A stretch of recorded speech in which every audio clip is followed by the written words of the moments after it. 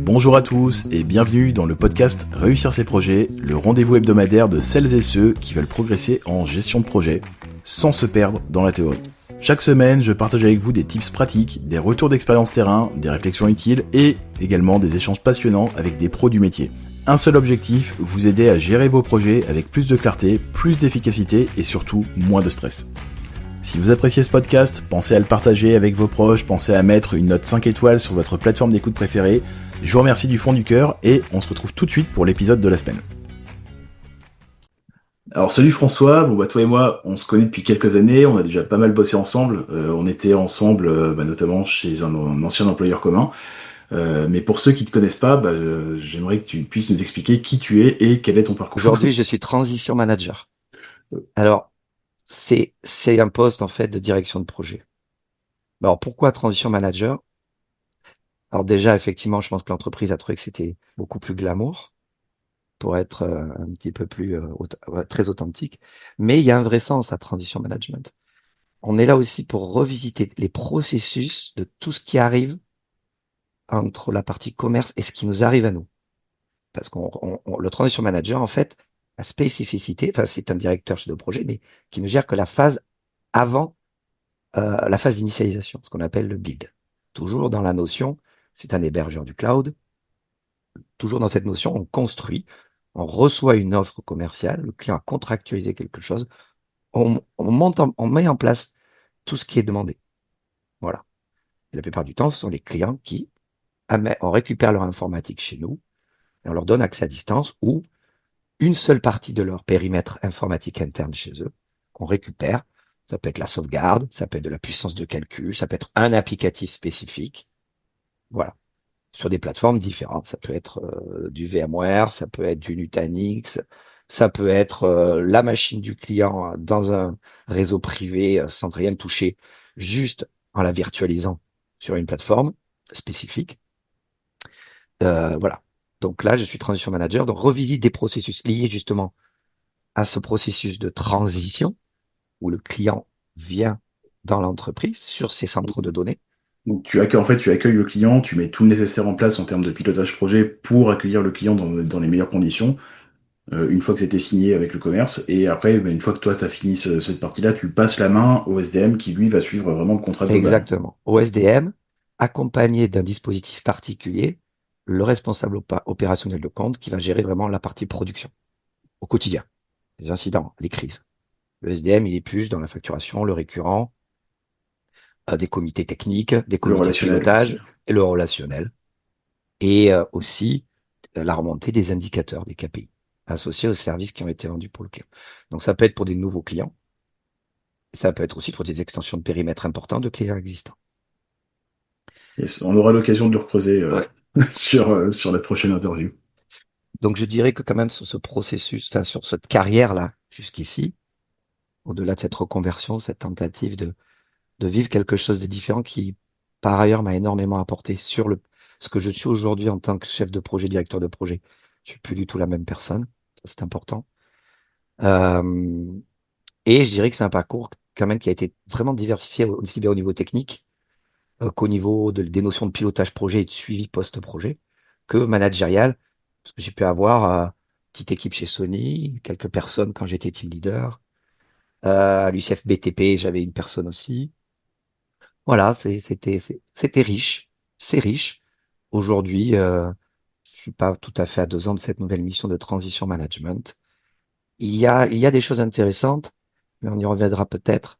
La notion d'humain est une question fondamentale, puisqu'au fur et à mesure de cette carrière que je viens de vous évoquer, je l'ai vu disparaître petit à petit et devenir parfois vache maigre au détriment de la containerisation, de la virtualisation, de l'automatisation, il y a eu dans ces 20 dernières années quelque chose d'assez exceptionnel dans ces domaines-là.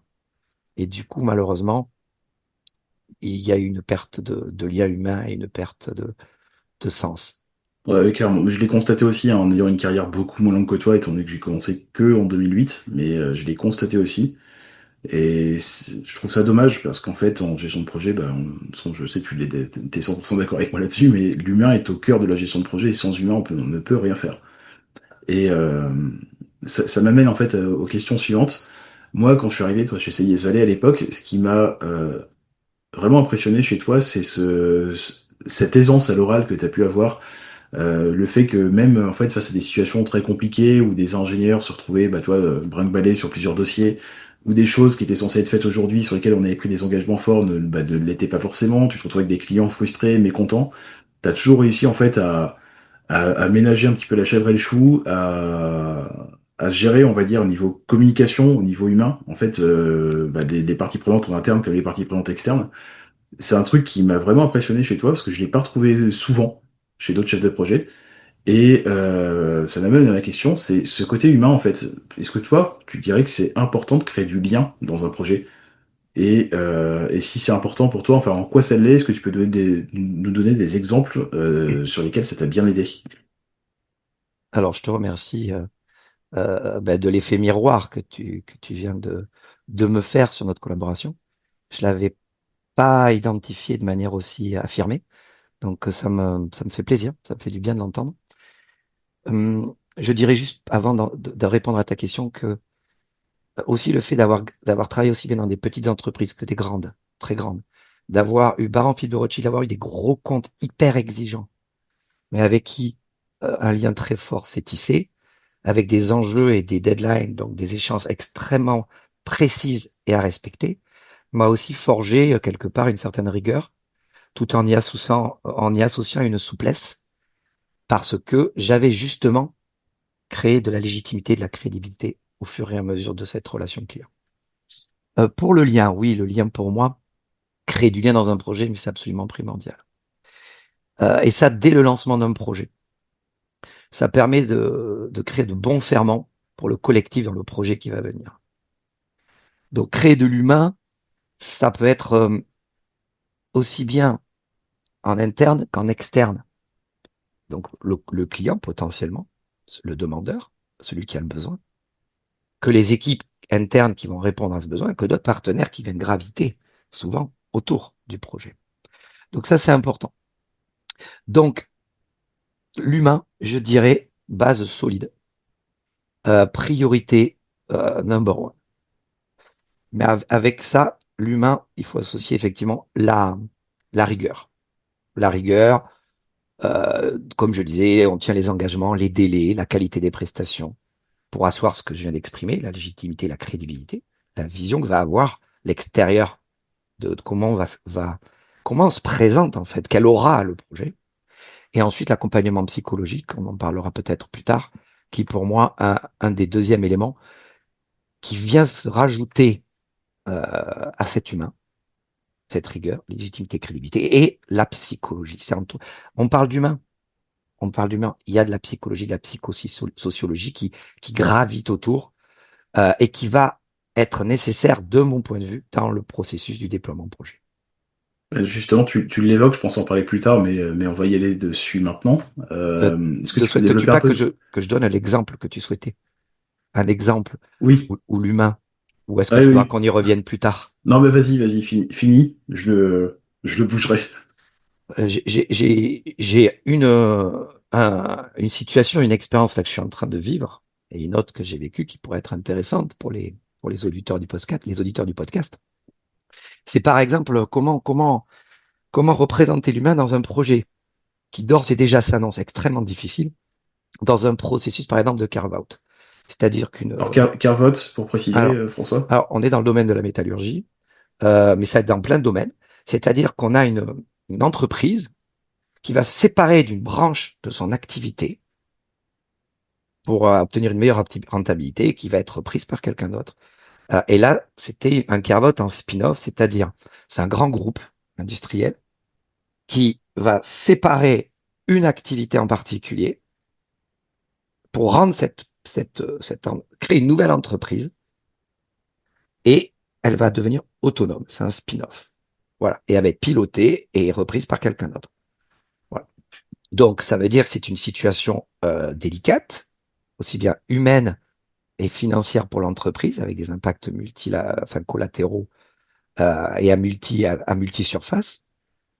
Donc dans ce contexte difficile, on devait, ce client, mon entreprise l'avait déjà. Donc il y avait déjà eu un premier projet de ce type, de carve-out, pour donner un petit bout à l'Italie, à des repreneurs italiens. Et là, Ok. aujourd'hui, c'était une nouvelle désolidarisation d'une nouvelle activité. Donc, avec un projet de reprendre l'informatique et de l'isoler. Voilà. Ce qui est le métier d'un hébergeur de centre de données. Voilà, dans le cloud. Pour bien préciser hein, pour les auditeurs, c'est-à-dire qu'aujourd'hui, en fait, tu as les différentes entités, donc le groupe qui représente un seul et même système informatique où tout est imbriqué. Donc on a un serveur de messagerie, par exemple, et demain, en fait, tu as un deuxième serveur de messagerie créé spécifiquement pour cette entité qui devient autonome avant d'être vendue. Ouais. Enfin, Donc, je parle de serveur de messagerie, mais ça vaut pour tout le reste. oui, mais c'est exactement un très bon exemple. C'est l'ancienne architecture qui hébergeait le système informatique va devoir être dupliquée avec juste ce qu'il faut pour l'activité.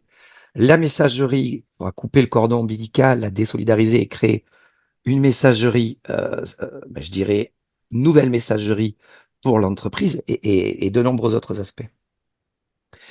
Et donc là, le projet a été vendu. Alors là, ça a été une situation très complexe. Déjà, l'humain du côté de la nouvelle entreprise créée est dans une situation d'insécurité, Hmm. de stress, potentiellement donc, du coup démobilisé dans l'insécurité de l'avenir, D'incertitude. Ouais. d'incertitude, c'est très compliqué.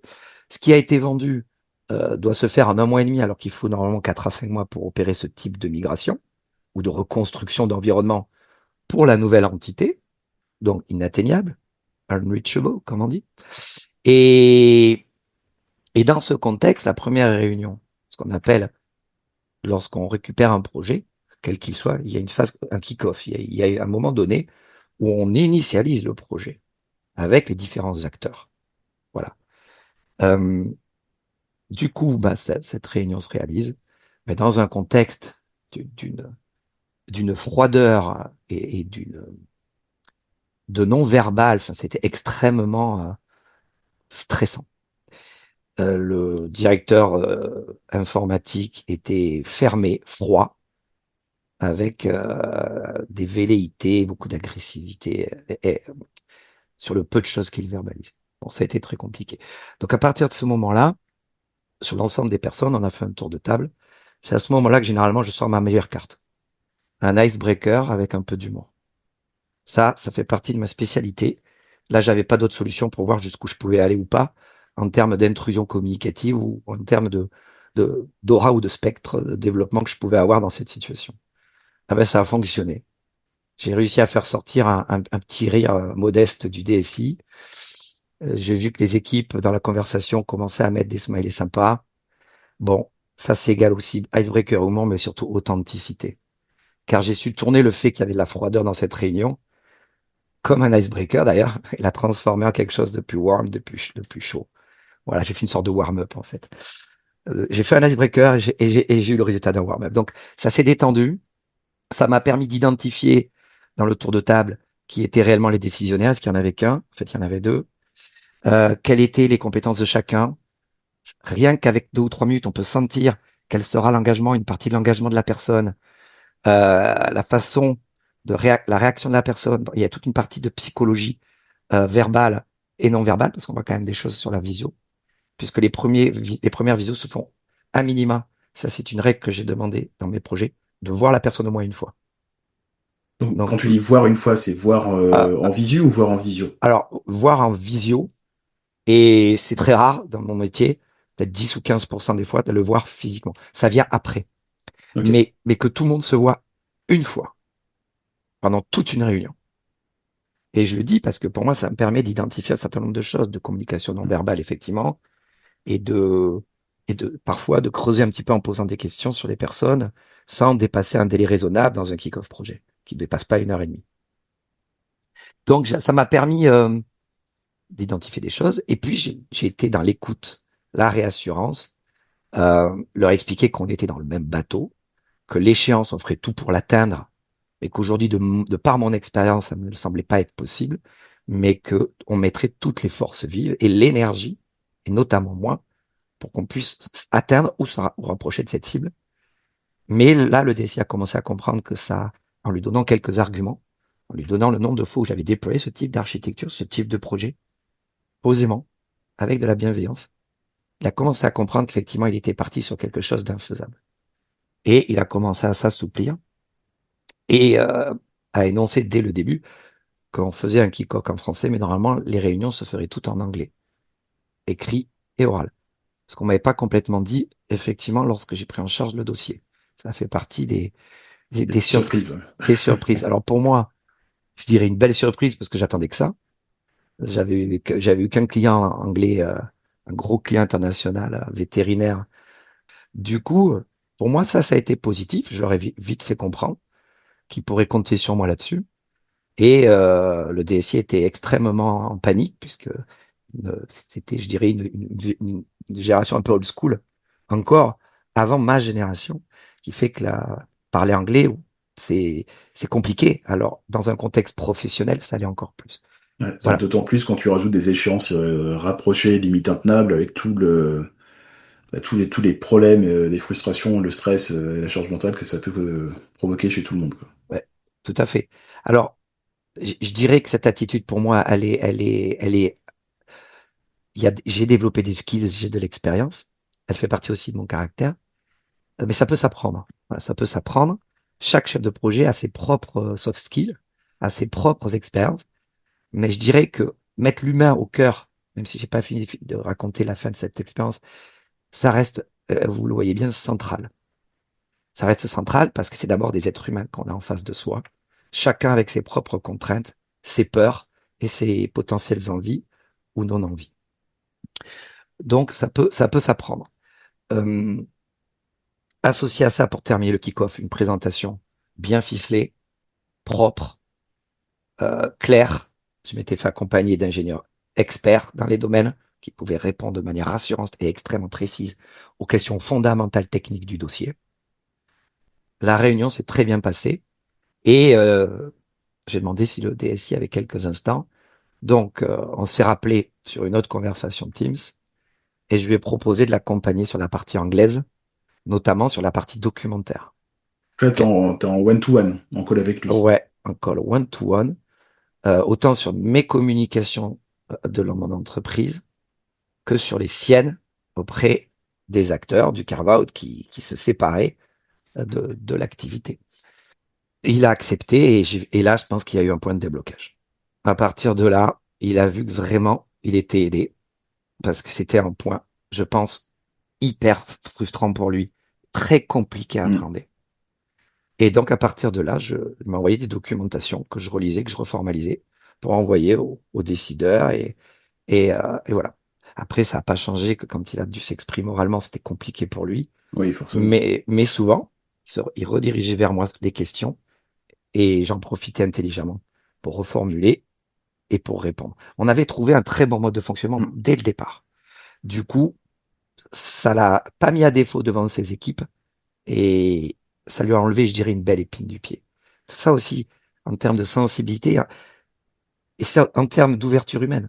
Si on n'a pas cette ouverture humaine, cette envie d'aider l'autre, sans juger sur ses faiblesses, le respect de ce qu'il est, on peut avoir des issues super positives. Et donc, gérer un projet à un moment donné, c'est pas rester cantonné forcément, surtout sur l'aspect humain, sur du classique. C'est de l'adaptabilité, de la modularité et surtout de l'écoute. Donc Attends, aller au devant de l'autre finalement, l'écouter, comprendre ce dont il a réellement besoin, parce que là typiquement ce dont il avait besoin, c'était pas forcément d'avoir des échéances hyper précises ou d'avoir un chef de projet tout à côté Presta qui est en mode bah, voilà mon planning, voilà ce qu'on a fait, c'est la version 35 du planning par rapport à ce qu'on s'est dit la dernière fois, etc. Il avait plus besoin finalement d'un partenaire et de quelqu'un de facilitateur en fait. c'est exactement ça, Thibaut. Alors c'est rigolo pour l'histoire du planning parce que sur ce projet-là, on n'a jamais eu une 1.0. On était à la 0.9.8 là, on vient de quasiment terminer le projet. C'est une 0.9.8 puisque le client était en incapacité de se projeter pour nous donner des dates de finalisation. On avait des trous partout dans le planning project, mais on a réussi. Là, on est en train de clôturer le projet. comme je l'avais énoncé, on avait une deadline d'un mois et demi, donc c'était au 30 avril, j'avais prévu début juillet. On a terminé sur mi-juillet. Mais du coup, ça a été fait intelligemment.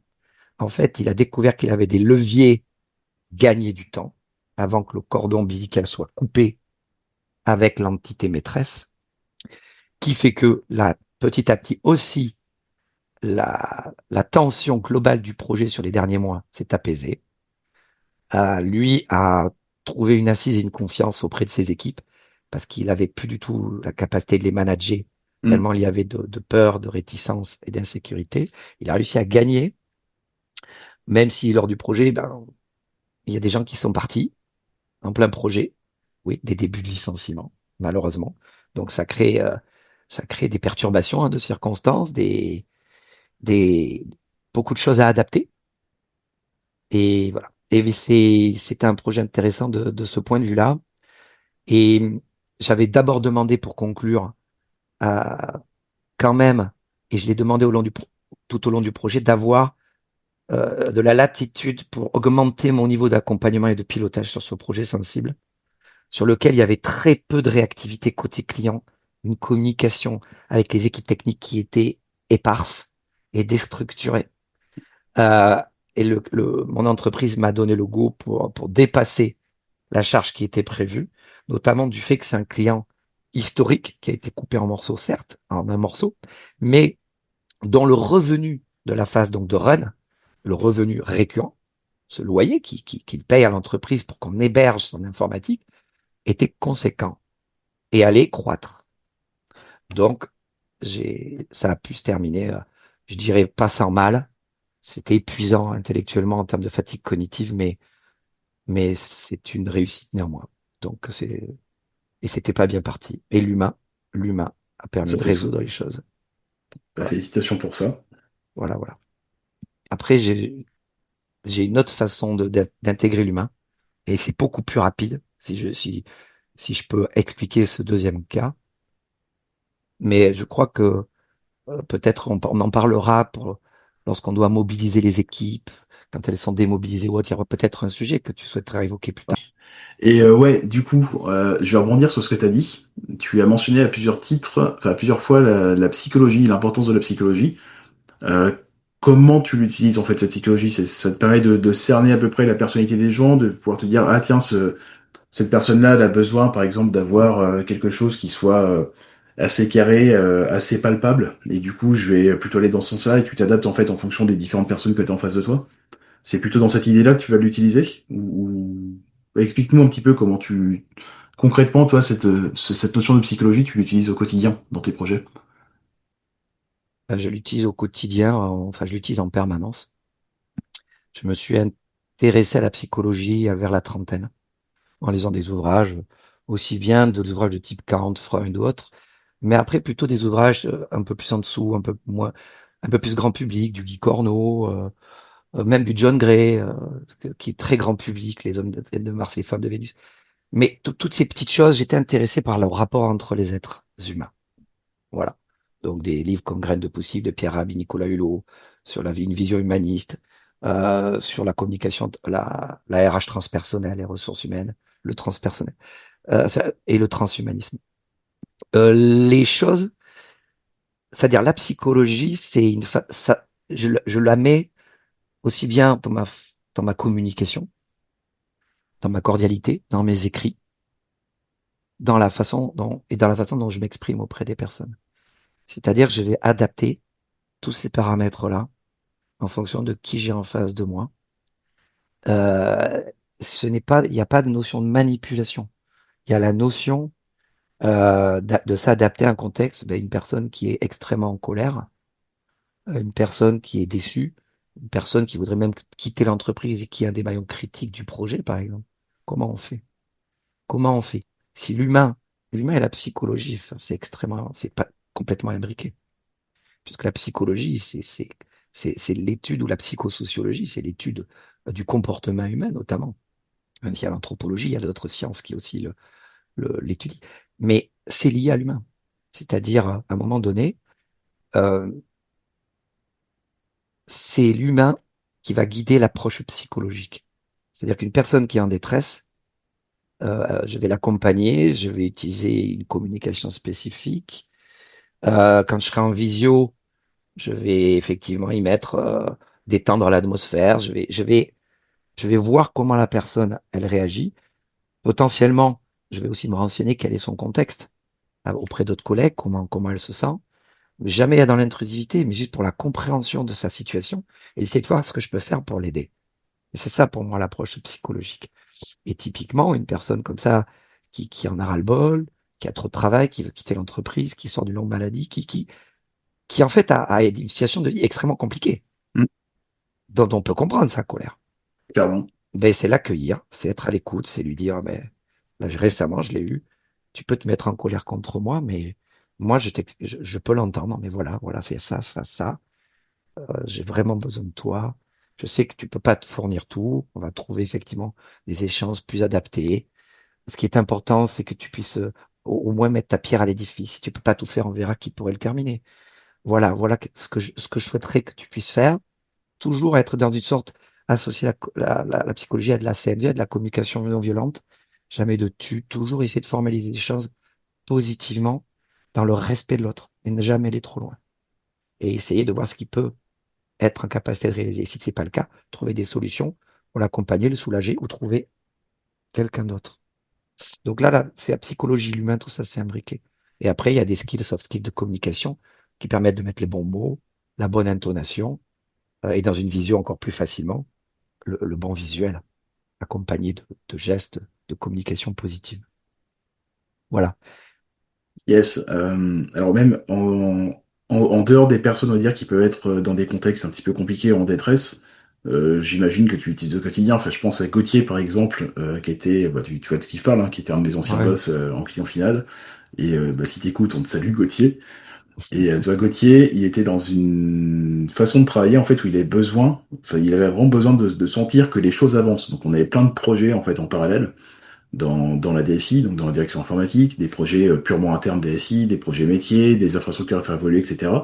Et en fait, c'était pas forcément. Et j'ai mis un peu de temps à le comprendre, mais quand je l'ai compris, ça a débloqué quelque chose. Et toi, c'était pas. Quand tu l'écoutes, en fait, il voulait vraiment tout lancer en parallèle. Enfin, en tout cas, c'est l'impression qu'il donnait à certaines personnes. Et au final, en fait, bah, juste lui dire, bah, écoute, ça j'ai entendu, c'est à prioriser, on a fait un macro-planning avec l'équipe, et puis bah, on pense qu'on peut commencer dans 2 mois ce projet. C'était ok parce que ça a avancé. On avait quelque chose de palpable, de concret à montrer. Même si c'était pour dire, bah, on commence dans 2 mois. Et toi, ça c'est l'exemple parfait enfin, par rapport à ce que j'ai connu chez ce client-là, du fait que ouais, la psychologie, le fait de sentir un peu les gens, d'essayer de comprendre bah, leur position, de comprendre quels sont leurs engagements, ce dont ils ont besoin, etc., ça peut vraiment faciliter, débloquer beaucoup de choses. C'est un Vas-y. très, très bon exemple. Mais pour conclure, la psycho et sociologie, au-delà du fait que je me sois renseigné, j'ai fait une rencontre dans ma vie qui m'a ouvert aussi à ça. C'est que le directeur de l'usine de production Sony, à l'époque, était formé en master, en double master de psychosociologie et de psychologie. Et la remarque qu'il m'a fait à l'époque, puisqu'il m'a embauché directement, j'étais en face il y a quand même 600 personnes dans l'usine, hein. Et au-delà du fait qu'on avait des accointances de sœurs, des accointances personnelles, m'a dit, c'est le meilleur diplôme pour gérer des hommes. Faire de la psychologie, c'est la meilleure. Alors, il y a c'est ça arme, mais je crois qu'on pourrait dire ça différemment. C'est, avoir un diplôme en psychologie, ça aide énormément dans la gestion de l'homme, avec un H, donc des femmes et des hommes. Et à partir de là, je me suis renseigné et j'ai vu qu'il y avait beaucoup de dirigeants de grandes entreprises ou d'entreprises qui avaient de la psychologie dans leur parcours. Pas simplement des personnes qui sortent forcément de Polytechnique ou de l'ENA. Il y en a d'autres qui sortent et ils ont des profils en psychologie. Ils ont touché à cette partie-là. Ou alors ils se font en permanence accompagner sur ce sujet-là. Voilà, c'était pour conclure. Ah mais clairement, moi, je suis 100% en phase avec toi, et tu vois, bah, j'ai eu ma période en fait après des projets compliqués que j'ai vécu là en revenant sur Bordeaux, où je me suis vraiment plongé à fond dans les bouquins de gestion de projet, mais hyper techniques, tu vois, de lire, de comprendre les processus qui sont développés dans le PMI, dans le Prince2, etc. Et aujourd'hui, en fait, je dirais pas que c'est pas bien, au contraire, hein, c'était très intéressant, très enrichissant, mais j'en suis un petit peu revenu, et les meilleurs, finalement, livres aujourd'hui, ou les meilleures formations, toi, qui peuvent m'aider, c'est celles qui traitent de l'humain. J'ai un exemple sur la table là, qu'il faut que je lise. C'est le dernier livre que j'ai acheté. C'est Comment un chef de projet doit délivrer des mauvaises nouvelles. Intéressant Donc, ça. livre en anglais. Et je sais d'avance que, en fait, tout le bouquin va parler de communication et de psychologie, de comment, en fait, tu adaptes ton message à l'autre. Et au final, j'en Génial. arrive à la conclusion que c'est effectivement ça qui nous aide le plus en tant que chef de projet. Mais tu verras dans ton ouvrage si ça reflète ce que tu projettes, oui. Ouais, je te le dirai, je te le passerai aussi quand je l'aurai terminé celui-là. With pleasure. En termes d'intelligence émotionnelle, parce qu'en fait, on en a un petit peu parlé sans mettre le mot encore dans cet épisode. Toi, quand tu as un projet qui part en vrille, quand tu as des clients, par exemple, qui tiennent pas forcément les engagements qu'ils avaient pris, que tu as des personnes en interne qui freinent un peu les cas de fer, enfin, qu'il y a des soucis pour faire avancer le projet, comment tu fais pour gérer tes propres émotions, pour éviter de te sentir un peu submergé par le projet ou seul, et comment tu fais en sorte de ne pas, en fait, faire rejaillir tes émotions dans ta manière de communiquer avec les autres? Alors c'est vrai que ça arrive quand même assez souvent, hein. Je dirais dans l'entreprise dans laquelle j'œuvre, Dans on toutes a les ESN, hein. voilà Honnêtement, les ESN, on peut avoir des clients extrêmement agressifs. Pour moi, c'est d'abord de l'écoute et du lâcher prise. Voilà, ça c'est ne pas prendre les choses pour soi. On est là pour accompagner un projet pour une entreprise, savoir cette capacité d'écouter, de lâcher prise. C'est-à-dire le lâcher prise, c'est plutôt se mettre c'est pas s'éloigner ou rentrer dans la désinvolture, mais c'est plutôt relativiser. Voilà. Et attendre que la pression redescende. Mais concrètement, c'est quoi? Ben, c'est, dans des situations comme ça, c'est rester positif, faire des propositions constructives, rester dans le gagnant-gagnant, essayer d'entendre ce que la personne exprime, de le respecter, sans le juger. C'est, c'est, c'est pas quelque chose qu'on doit prendre pour soi. Mais c'est pas forcément ça d'avoir cette capacité. Par contre, dans ces situations agressives, des situations inatteignables, il y a quand même des enjeux. Donc ça, c'est la posture humaine et psychologique du receveur par rapport à une situation de ce type. Mais dans ces cas-là, il arrive souvent qu'en tant que transition manager actuellement ou dans ma carrière, qu'à un moment donné, je capitalise la situation et que je me revienne vers mon management, ma hiérarchie plutôt, pour savoir quel chemin prendre et pouvoir partager ce que je viens de recevoir à des décisionnaires qui ont plus de pouvoir de décision que moi, même si on en a à un certain niveau. Voilà. Et pour les émotions vraiment fortes, parce qu'il y a des moments, on peut avoir cette posture que je viens d'évoquer, il y a des moments, humainement, avec la fatigue, avec aussi la vie personnelle, on n'est pas toujours en capacité de faire ça. Ça, c'est dans l'idéal pour moi. Et parfois, je n'y arrive pas. Donc, quand les émotions sont fortes, ben, dès que je peux, j'essaie de m'isoler sur une chaise, n'importe où. On a des box et je fais de la cohérence cardiaque. Ça prend moins de 5 minutes. Je l'ai appris en relaxologie et en naturopathie. Ça me permet de faire redescendre le stress direct. donc c'est le travail sur la respiration. C'est la respiration. La respiration, faire le vide. C'est extrêmement intéressant. Ça peut se faire allonger assis. C'est ça qui est génial. Donc ça, c'est la première routine. Et puis, depuis toujours, hein, euh, des fois, on commence à avoir de la peur même qui peut arriver. On peut avoir peur parce qu'un projet peut mettre en jeu sa position dans l'entreprise. Ça peut être vite un phénomène qui peut terroriser certaines personnes ou créer des peurs. Et à ce moment-là, moi, je me dis, oh là là, si j'y repense dans 5 ans, je suis sûr que ça me fera sourire ou je l'aurais oublié. Voilà, ma vie n'est pas en jeu. Pour avoir vécu des situations de survie dans ma vie, c'est rien. C'est une goutte d'eau dans la vie d'un être. Et ce type de peur, ce qu'on rencontre dans le pro, on va le rencontrer dans la vie personnelle. Donc voilà, recentrer exactement quelle est l'importance de ce fait qui vient d'apparaître. Et après la cohérence cardiaque, généralement, on le voit de suite. C'est rien de grave, c'est pas contre moi, mais surtout qu'est-ce que je peux faire? Est-ce que je peux être acteur de quelque chose pour modifier la situation? Et dans le gagnant-gagnant, dans cet humanisme. Et avancer là-dessus, coûte que coûte. Et à un moment donné, ça paye, hein. J'ai eu des clients qui m'invectivaient, qui étaient plus que, avaient dépassé la limite du correct, hein, du politiquement correct, du professionnellement correct. Pas de problème. Je reste moi-même, j'entends, je reste sur la posture, j'essaie de voir si je peux arranger les choses. Et souvent, la personne aussi, ça redescend en pression à un moment donné. Bon, il y en a certains qui sont comme ça dans leur nature propre. Et tout le long du projet, ils font que ça. Ils se donnent de l'existence en perturbant le projet, en donnant des exigences inatteignables ou en invectivant. Ça arrive, mais c'est pas non plus la majorité des contextes. Même ces gens-là, je fais les choses intelligemment, je cherche un allié, quelqu'un qui a la même position ou juste en dessous, et je travaille avec la personne, et on essaie de lui donner à manger à celui qui est jamais content, ce qu'il faut pour l'apaiser. Mais on fait avancer le projet. Alors, c'est cru, donner à manger, mais à un moment donné, l'image, c'est ça. C'est comme un chien qui aboie. On ne sait pas pourquoi. Il a faim, il est en colère. Bon, mais quelque part, on essaie de le satisfaire sur des besoins primaires si on peut. Parfois, alors c'est même plus c'est de la psychologie de base. Je dirais, c'est très primitive là. Mais c'est fatigant. Par contre, les situations sont fatigantes. Ouais, clairement. Mais le fait de se détacher un peu et de relativiser, en fait, ça permet de vivre le projet quand même dans de bonnes conditions. C'est juste un maillon faible, une personne qui est comme ça. Mais c'est pas grave. Si le socle du reste, en début de projet, le collectif a été créé, elle n'arrivera pas seule à le défaire. Donc, Ça me fait penser un peu j'en ai vécu quelques-unes des situations comme ça. Et ouais, ça me fait penser à cette expérience où, pendant 1 an et demi, en fait, j'ai galéré comme pas possible. Et par contre, j'avais plus de collectif, hein. Je sais pas si tu te souviens, mais à un moment donné, je n'avais plus de collectif. Plus de planning, zéro engagement en interne, pas de prise de décision, client qui refuse de répondre. Et ce qui est drôle, en fait, c'est qu'à la fin, après moult rebondissements, des lettres échangées entre avocats, etc., il y a eu un terrain d'entente. Il y a un accord qui a été signé et en fait ce qui a été retenu, alors moi j'ai beaucoup appris hein, de ce projet, mais ce qui a été retenu par le client à l'époque, par le DSI qui était arrivé en cours de route chez ce client, c'était en fait le fait de, on sait qu'on n'a pas été correct, on sait que ça a été hyper compliqué pour vous, vous avez jamais rien lâché Thibaut, vous avez fait preuve de pugnacité exemplaire, on vous remercie pour ça, etc. Et c'est ce qui a été retenu en fait. je m'en Et souviens. Eh honnêtement, oui, ça c'est je m'en arrivé souviens. quelques jours avant mon départ de Seyes Alley, et je m'y attendais absolument pas, et Oui, c'est je l'ai ça. toujours, hein, ce mail. Il est sur le PC.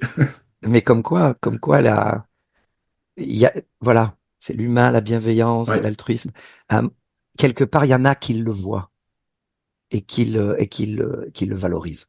Ça, c'est un sujet aussi, la valorisation des Alors, en personnes. fait, faut pas l'oublier, ouais, ils le voient, mais ils vont pas forcément dire, ok, je le vois à un instant T.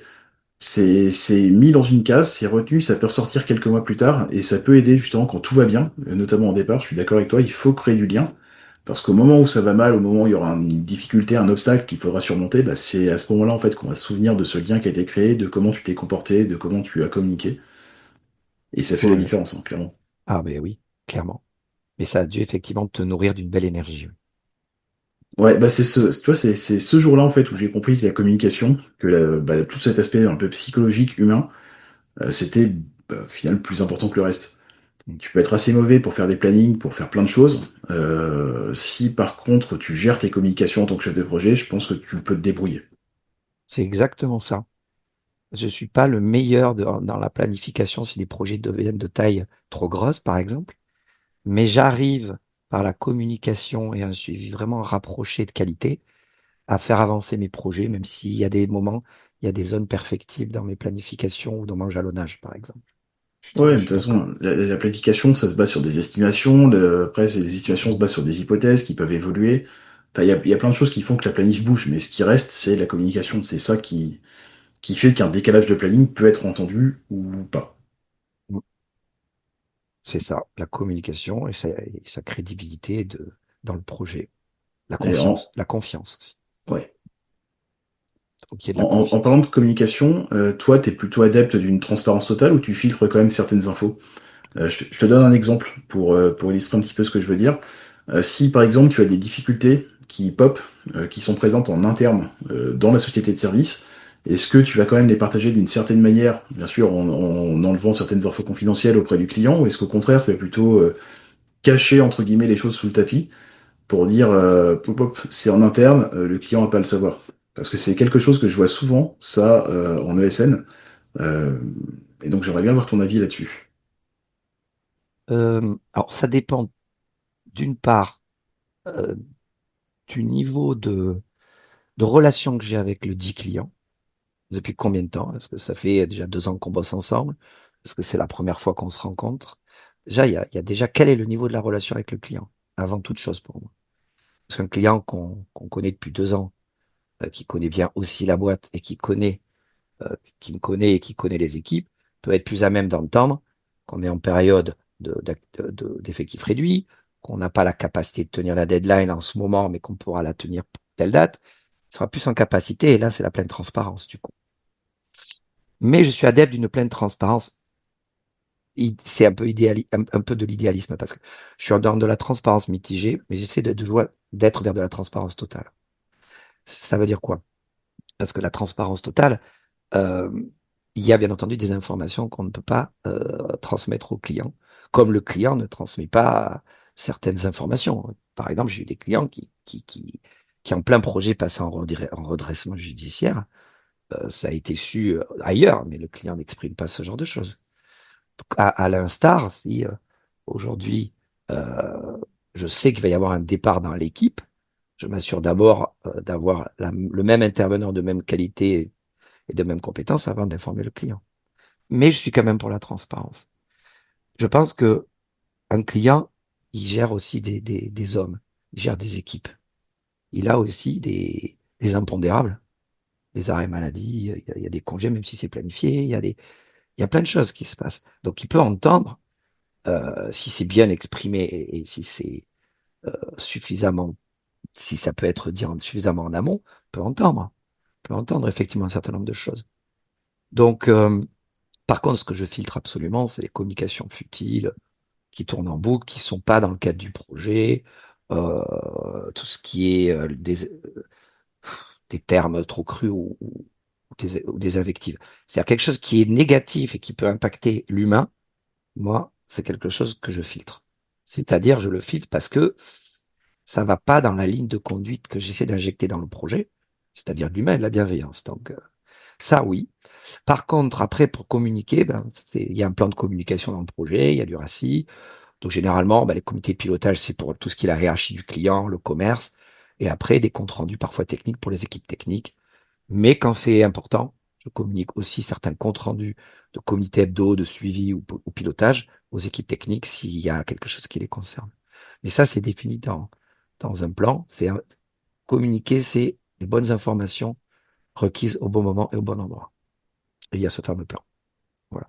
Oui, oui, et pour la transparence. Si possible, à Ouais, 90%. si possible. C'est vrai que c'est pas tout le temps possible, mais j'ai de plus en plus tendance à faire comme toi et à essayer de tendre vers une transparence totale.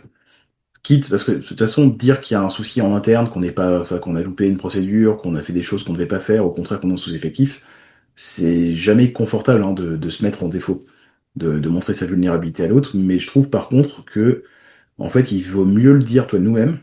Alors, après, tu le reformules bien, effectivement, mais il vaut mieux que le client l'apprenne par nous, plutôt qu'il s'en rende compte quelques semaines ou quelques mois plus tard, quoi.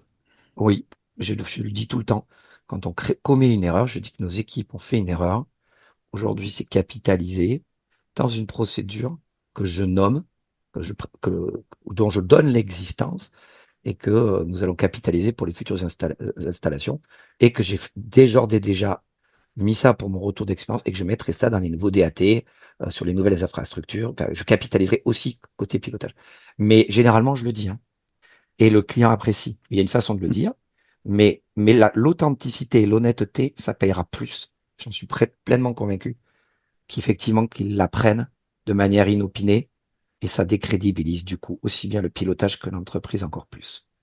Clairement. Et toi, vraiment ce sujet des conversations difficiles. Alors, il y a un livre sur le sujet, il faudrait que je retrouve le titre, je te le passerai. Je le mettrai en note aussi de l'épisode. Ce sujet des conversations difficiles, effectivement, c'est toujours plus simple, comme font beaucoup de personnes, hein, de pas avoir la conversation. Le problème, c'est que ça te génère du non-dit, ça va te générer de la frustration côté client, perte de crédibilité, perte de confiance, et ça, pour moi, c'est dramatique sur le projet. Et aujourd'hui, toi, je préfère appeler pour dire, bah écoute, ça va pas le faire pour n'importe quelle raison. On n'est pas en capacité de tenir cet engagement parce que, et je sais que tu t'es beaucoup, je sais qu'il y a des impacts de ton côté. Ça va être compliqué à entendre, toi, côté client, mais je préfère en fait qu'il l'entende, qu'il y ait peut-être 1 ou 2 minutes sur lequel il y a peut-être un blanc, ou le client qui se dit, bon bah, ça va être la merde. Mais qu'on reparte juste derrière sur une bonne base en disant, ok, maintenant qu'on s'est dit ça, parce que de toute façon, peu importe ce qu'on fasse, on ne pourra pas atteindre cet engagement, bah, qu'est-ce qu'on peut mettre ensemble qu'est-ce qu'on peut adapter, qu'est-ce qu'on peut mettre ensemble pour essayer de quand même d'aller au plus près de celui-ci. Et je trouve que cette approche, ça fonctionne plutôt bien. Ouais. Il peut y avoir des cas extrêmes où la personne euh, ne veut pas entendre. Voilà, on dit plus clairement parfois, mais qu'elle se met dans une sorte de prison ou dans une sorte d'autisme des circonstances. Mais alors à ce moment-là, qui va escalader à la plus grosse hiérarchie de l'entreprise, donc du fond de mon entreprise, par exemple. Et là, ça peut partir complètement dans un mode, waouh, un peu comme on dit freestyle, où ça va bouffer l'énergie à l'entreprise. Et en fait, à la fin, ça va phosphorer, tout le monde va se mobiliser, ça va être la crise. Mais à la fin, on va en revenir à la même chose que j'avais dit avec le client, c'est que c'est pas Mais c'est ça. possible. Et donc, du coup, ça, j'essaie de l'éviter quand même. Parce que j'ai des clients qui me disent, non, mais je comprends, j'entends tout à fait, mais ici, il faudra le faire. Je contacte votre supérieur. Je dis, il n'y a aucun problème. Moi, je vous donne la vision que j'ai la plus opérationnelle qui soit. Mon supérieur est au courant. Mais je vous laisse effectivement tout loisir d'aller échanger avec lui. Il n'y a aucun problème pour moi. N'hésitez pas à revenir vers moi, c'est tout. Mais très poli, très cordial. Il a le droit il a le droit. Il y a vraiment des clients qui sont tordus. Voilà, c'est tout. Bah, ouais, qui sont tordus, plus complexes humainement que d'autres à gérer. Plus Après, complexe. parce que tu as peut-être en fait, comment dire? Il Ah, y a j'ai des plus le impôts. mot. Et puis il y a des imposteurs aussi. Ouais, tu parles des imposteurs, tu as des personnes aussi Ouais. qui attendent quelque chose qui est pas forcément exprimé, Oui, personnellement ou professionnellement, d'un projet. tout à Et fait. donc, tu viens potentiellement mettre leur carrière en danger parce qu'ils n'auront pas forcément l'augmentation qu'ils souhaitaient avoir grâce à ce projet ou des choses comme ça. Exactement. C'est là que c'est très complexe. Et c'est là où la psychologie, à un moment donné, c'est laisser la personne maître de ses actions sans la juger, quelle qu'elle soit. Et la Et après, respecter. Et la respecter. ouais, clairement. Et après, Et on voit où ça mène. c'est ça, on va aux Cévennes. Et tu vois, moi, je reviens sur cet exemple que je te donnais tout à l'heure où j'ai eu le cas de figure avec une discussion qu'on a eue comme ça en disant, monsieur le client, c'est pas possible. En fait, là, le planning, vous nous l'avez imposé. On vous a dit depuis le début, ça va être compliqué. Là, je vous le redis, dans 3 semaines, on n'est pas au rendez-vous. On ne sait pas livrer. On ne sait pas migrer votre infra. Et refus catégorique de l'entendre, y compris la veille. Hein. La veille du jour censé être le jour de la migration, on leur a rappelé que c'est pas possible, en fait, on lance même pas la migration, je veux pas l'entendre, débrouillez-vous, il est 9h30, vous avez jusqu'à demain 9h30 pour finaliser les choses. Et le lendemain, en fait, on s'est rappelé pour dire, bon ben voilà, là, la migration est passée, enfin, officiellement.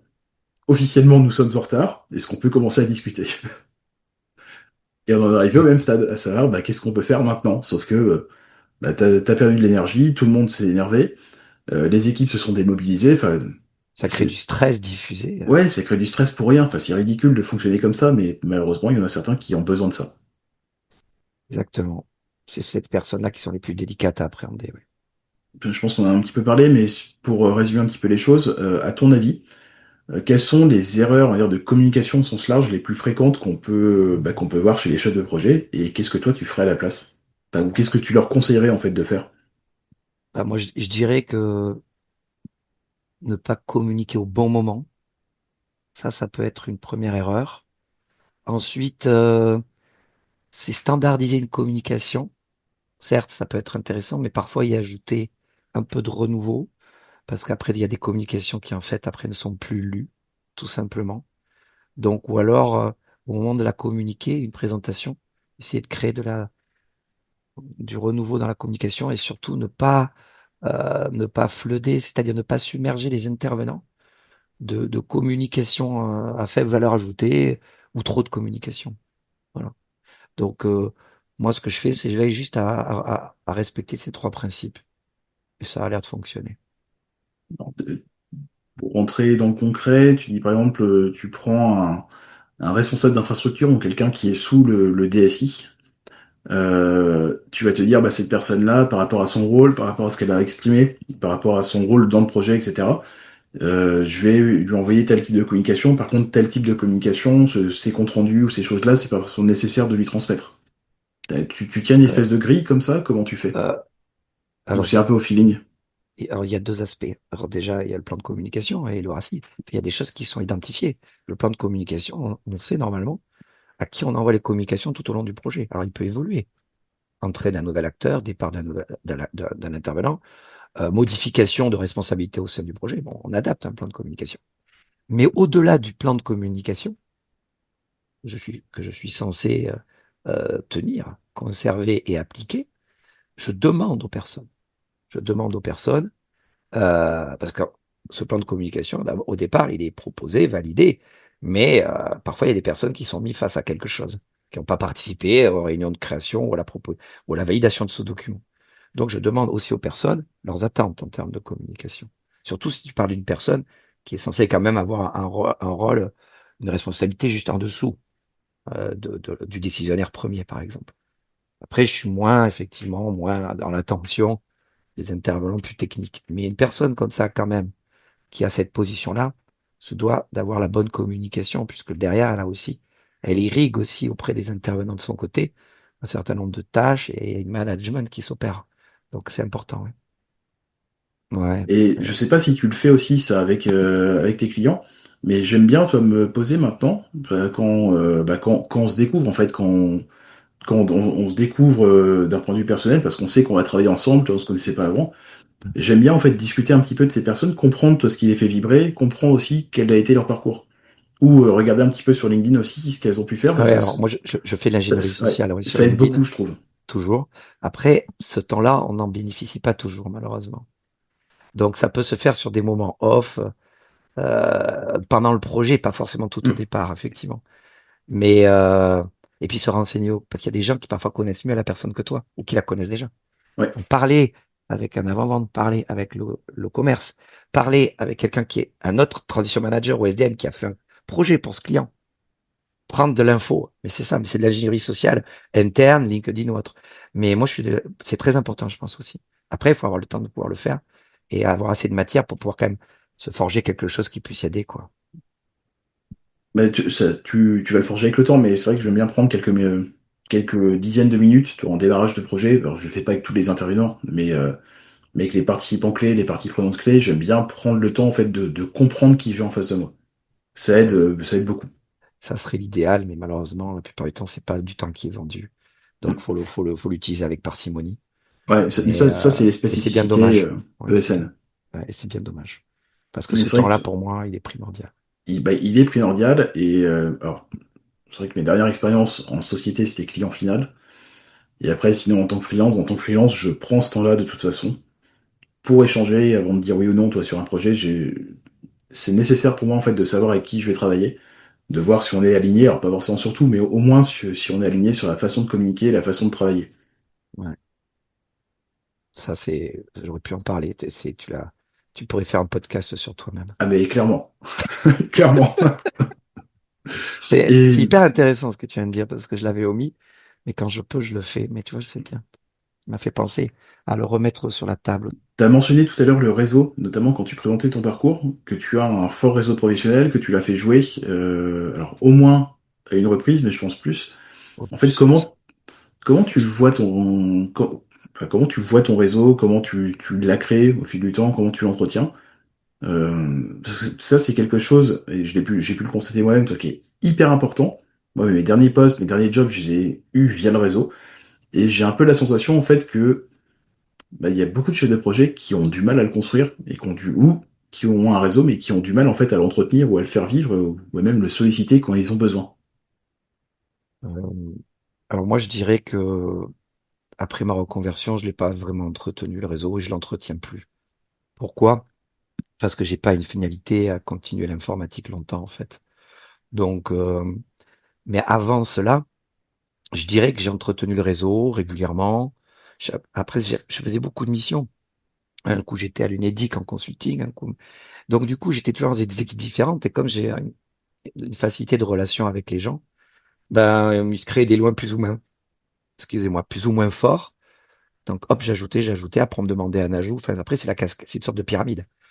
Après, il y a, je dirais, parce que je dois être au maximum des 5 000 personnes. Je suis pas premium, mais il doit y en avoir à peine une centaine sur qui je pourrais compter si j'avais besoin d'activer quelque chose. Mais c'est l'effet boule de neige qui va jouer après derrière. Et une Peut-être même centaine, c'est déjà énorme, hein. peut-être même une cinquantaine. Et souvent, ce sont des anciens de mes responsables, des anciens recruteurs, ce sont des collègues avec qui j'avais forgé quelque chose de fort, comme nous. Mais après, sur ce noyau-là, je sais que ce noyau-là, c'est tous les fils qui sont attachés qui sont les plus importants. Tout le reste, il y a Mm. 75%, ça me servira à rien. J'ai accepté des gens parce qu'à un moment donné, j'étais dans une phase d'acceptation très ouverte, que je regrette quelque part, parce que maintenant, il faudrait que je fasse un énorme tri.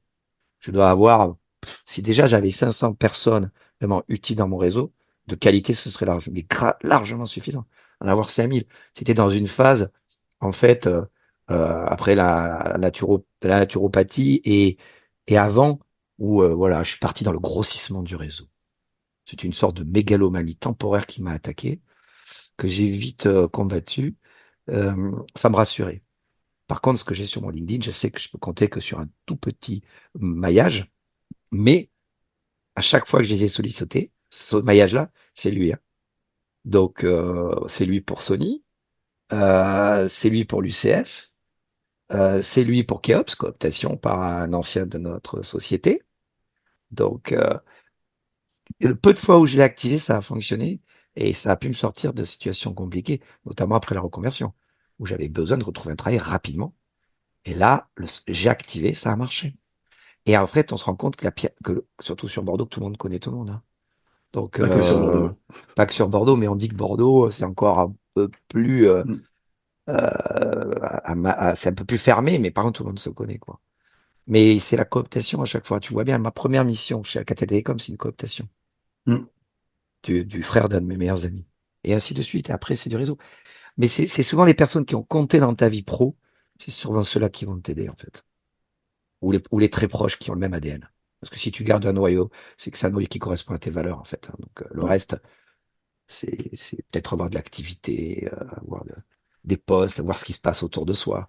Mais faire du data mining, l'ingénierie sociale. Mais c'est effectivement. Donc pour moi, la qualité plutôt le réseau que la quantité. Même si je viens de dire, parce qu'à un moment donné, je suis parti du côté obscur de la force. Mais ouais, mais moi je suis en phase avec toi, le réseau, j'en ai pris conscience quand je suis arrivé à Bordeaux en fait de l'importance du réseau. Pourquoi? Parce que je m'en foutais royalement hein, quand j'étais à Paris avant. Et à Paris, je bossais, je sais pas si tu te souviens, pour une filiale de la BPCE, donc qui s'appelait T2SOM, Oh, ça, Technology Shared Services Outre-mer, donc qui gérait toutes les banques oui, oui, d'outre-mer. je me souviens vaguement de ça. La filiale n'existe plus aujourd'hui, elle a été réintégrée dans d'autres entités du groupe. Et en fait, quand je les ai quittés, donc ça c'était ma dernière mission chez l'ESN, et il s'avère que le patron donc, qui dirigeait cette filiale à Paris, pour qui je bossais, hein, connaissait très bien Michel Rouvelat, qui était le directeur à l'époque de CIS Valley. Oui, Et là, en fait, j'en ai pris conscience en entretien. Il me dit, ah, je connais très bien un tel, on va déjeuner d'ailleurs dans pas longtemps. Si je lui pose des questions par rapport à vous, il me dira quoi? Et j'ai compris, tu vois, à ce moment-là, que le réseau, tu peux pas faire sans. En fait, tout le monde se ouais, connaît, et même si ouais, tu sors d'une région, que tu vas dans une autre, en fait, il y a des liens qui se font. mais Il y a, oui, il y a des liens qui existent. Donc ouais, le réseau, j'en prends soin, et comme je t'ai dit, hein, ça m'a apporté des opportunités, ça m'a apporté, quand j'avais besoin, quand j'ai sollicité le réseau, ça m'a donné ce dont j'avais besoin. Tu vois, pour trouver des partenaires, pour trouver des infos, avoir des tendances, faire du data mining, comme tu l'as dit, récupérer oui, des infos palpables, concrètes, etc. Ça m'a toujours aidé en fait. Et par contre, et je sais que toi ça va te parler, moi je fonctionne sur le principe de réciprocité. Toi, je pars du principe que si quelqu'un vient me solliciter pour quelque chose, en fait je vais prendre le temps de l'aider si je peux, ou de le rediriger vers quelque chose qui pourrait l'aider, sans rien demander en retour, parce que je sais que demain, si moi je suis en fait dans la même situation, j'aurai cette réciprocité vis-à-vis de cette personne. oui. Alors, oui, je le fais comme ça. En fait, moi, j'attends rien quand je le fais, c'est Ouais, parce que je le fais, parce que j'apprécie la personne et que j'ai envie de l'aider. J'attends même pas de réciprocité, mais au fond de moi, j'ai ta remarque qui résonne. J'aspire à ce qu'elle puisse le faire aussi quand j'en aurai besoin. ouais, J'en c'est ai mieux pas la exprimé quoi. garantie forcément, j'en ai pas la garantie, mais j'y crois que c'est possible. J'ai confiance dans la personne, je pense que c'est possible.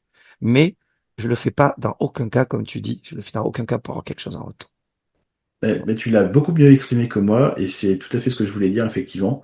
Tu le fais pas en attendant quelque chose, par contre, je le fais en me disant, voilà, je sais que moi, demain, toi, si je suis dans la galère et que j'ai besoin de contacter cette personne, j'aimerais bien que cette personne le fasse, et donc je vais lui Ouais, rendre service aujourd'hui, en espérant que on ait ce principe de réciprocité derrière.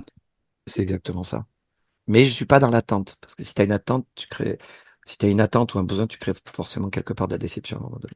Je suis plus dans le lâcher, de laisser la vie faire les choses. Mais une fois que tu as la confiance, tu te dis que la personne fera au moins quelque chose. Voilà, c'est une aspiration, mais je suis pas en attente réellement de ça. Alors pour conclure, est-ce que tu veux conclure par rapport à tout ce qu'on s'est dit sur un sujet particulier, ou est-ce que tu as une question en tête que j'aurais oublié de poser, ou un sujet que tu aimerais évoquer? Tu m'as pas parlé dans la communication. On a parlé de plan de communication de Rassi, mais pas de rituels de communication, d'outils. Mais est-ce que ça va peut-être faire partie aussi d'un autre sujet, où on peut l'aborder maintenant? Bah écoute, on peut l'aborder maintenant. Donc Quelque part, bon, on m'a déjà souvent demandé ça quand j'étais recruté. C'est est-ce que vous avez des outils, des rituels de communication quand vous pilotez vos projets, qui ont bien fonctionné, qui ont fait leurs preuves? Donc, moi, souvent, je réponds la même chose à chaque fois. Moi, je leur dis, j'utilise, par exemple, pas d'outils particuliers, si ce n'est ceux de l'entreprise mis à disposition. Donc, bah, le mail, les canaux de communication, que ce soit Teams ou un autre, open source en fonction des projets. J'utilise mon pilotage projet, mais aussi m'adapte à celui de l'entreprise. Si elle met en place des comités de suivi, des ateliers, ou si elle fonctionne d'une manière un peu différente, tout en gardant ma façon de piloter les projets, qui maintenant a été un peu agrégée entre du Prince, du PMI, mais surtout la formation projet en fait que j'ai eu dans ma maîtrise informatique, hein, donc qui était issue de Meurice à l'époque, mais qui s'est bien transformée. Donc j'utilise ces outils de l'entreprise qu'elle propose dans sa gestion de projet, adapté aussi à de ce qu'elle fait signer au client et ce qui est prévu dans le processus transition management que j'ai intégré, qui est un existant. Donc je l'ai adapté à ma façon aussi. D'accord? Par exemple, je suis le seul à utiliser Microsoft Project parce que je n'utilise pas les outils Excel pour faire de la planif, des choses comme ça, ou d'autres outils. J'ai pu ouvrir un peu mon spectre, mais j'utilise quand même les outils de l'entreprise. Project, c'est mon outil, donc j'ai pu réussir à le mettre en place. Sinon, des outils de communication, des rituels, mais c'est déjà structuré en fait. Les comités, c'est vendu, les ateliers. Ce que je peux faire, c'est des quick points, des petits points spécifiques pour régler des incompréhensions dans mon pilotage projet, pour recadrer des intervenants, alors notamment plutôt internes qu'externes, bien sûr, toujours dans la bienveillance et le pragmatisme. Et après, ça peut être aussi sur des périodes vraiment très chargées, mettre des tout petits points spécifiques récurrents sur la période, pour être sûr du qui fait quoi et que tout le monde ait bien compris les échéances. ouais, donc par exemple, proche d'une migration, tu vas multiplier les points de synchronisation pour t'assurer qu'il y ait pas de loupé, qu'il y ait pas d'incompréhension ou de Ouais. flou qui règne, etc. Alors ça peut être des points, ça peut être justement juste un canal Teams de plusieurs personnes, hein, Ouais, ouais, ouais. avec un titre. Mais après que ce soit rapide et productif, c'est-à-dire les intervenants sont parfois très sollicités sur la partie technique. Donc l'idée c'est que ce soit rapide, c'est 15 minutes maxi. Et que ça leur prenne pas plus de temps que ça, sinon après ils refusent les points, on peut y avoir des déviances. Voilà. Donc il faut que ça respecte aussi la vie de chacun, la charge de chacun, et ça c'était pour la partie rituelle, outils. Yes. Mais pas vraiment d'agilité pure et dure. On n'est pas sur la partie, il n'y a pas de Scrum. Enfin, il y a pas on n'est pas sur ce type de pilotage projet dans la structure où je suis. C'est plus classique quand même. Et, Après, honnêtement, Scrum c'est bien, hein, mais c'est adapté à certains contextes particuliers. Je trouve ouais, que c'est pas forcément adaptable à cette partie infrastructure IT pour moi, pour moi ça l'est pas, je qu'on a pu pense. gérer toi et moi. Et ça veut pas dire qu'on ne fait pas d'agilité, hein. Je sais pas si tu as pri le temps d'ailleurs de lire le manifeste agile, mais si c'est pas le cas, Non. tu vois, prends 2 minutes, ça se lit en 2 minutes, ça va te parler. Alors, j'ai lu une synthèse, alors je me demande si c'est pas sur un de tes sites, par Ah contre. bah, si t'as lu la synthèse, t'as lu le manifeste, hein. Le Ouais, mais manifeste il c'est tient en deux ça. pages. Bah oui, c'était il y a peut-être ouais, un an et demi, je sais plus quand c'est que j'ai lu ça. Mais oui, si c'est ça, oui, j'ai lu.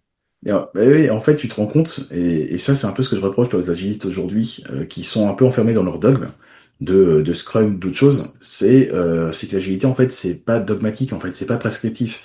C'est une philosophie, et tu peux gérer ton projet en mode séquentiel de A à Z, comme on peut le faire bah, parfois en IT, et tu peux faire de l'agilité en même temps, parce qu'en fait, c'est la façon dont tu vas te comporter, c'est bah, dire que, par exemple, que tu préfères la communication à des contrats bien bornés, bien sécurisés. On va plutôt, bah, quand on a un souci, on va décrocher le téléphone ou bouger le bureau pour aller voir les gens, etc. Bah, c'est une certaine forme d'agilité en fait. Ouais, Parce que complètement. l'objectif, c'est d'être efficace, c'est d'aller en fait à la source du problème s'il y en a un. C'est de se parler tout simplement. Et alors, on en fera un podcast dédié, hein, je pense, sur le sujet. Mais clairement, en fait, l'agilité, on le pratique en fait sans même s'en rendre compte. C'est exactement ce que dit souvent un de mes plus gros clients. Bon, on passe en mode agile, et là, on fait un quick point rapide, on traite le problème 15 minutes après, c'est fait. Et à un moment donné, sortir des rouages ou d'une certaine lourdeur qui peut s'installer et mettre focus et créer une sorte d'agilité opérationnelle aussi. C'est tout à fait ça. Yes, bah écoute, ce sera le mot de la fin, ça. Eh bien, ça me va, ça me va, ça me va. Mais j'avais encore plein de Et choses à dire. Mais bah, je te remercie François pour ton temps et pour cet échange de maxi qualité. Où est-ce qu'on peut te retrouver et comment on peut te contacter? alors ça, tu me connais. Euh, je suis peu sur les réseaux sociaux. Donc ça fait partie de ma philosophie de vie. Honnêtement, je suis sur LinkedIn, bien sûr. On en a parlé. Ça me paraît quand même important de garder le lien, contact, d'avoir une source d'information fiable et à jour. Donc je t'ai mis, je te mettrai post échange mon lien LinkedIn et je suis joignable sur mon adresse mail, sur l'adresse mail que je t'ai aussi jointe s'il y a besoin d'échanger sur des sujets. À quelque auditeur que ce soit, ce sera avec grand plaisir. Ça marche. Bah écoute, je mettrai les infos dans les notes de l'épisode. Pour quelque auditeur que ce soit. Oui, avec grand plaisir.